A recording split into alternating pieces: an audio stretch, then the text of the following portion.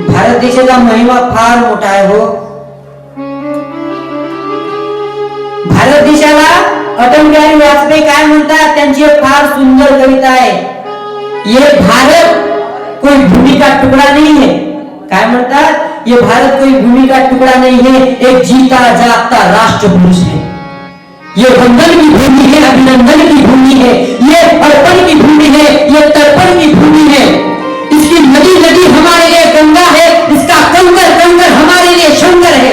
हम जिएंगे तो इस भारत के लिए और मरेंगे तो इस भारत के लिए, और मरने के बाद गंगा जल में बहती हुई हमारी अस्थियों को कोई कान लगा करके सुनेगा तो उससे एक ही आवाज आएगी, भारत माता की जय, भारत माता की जय.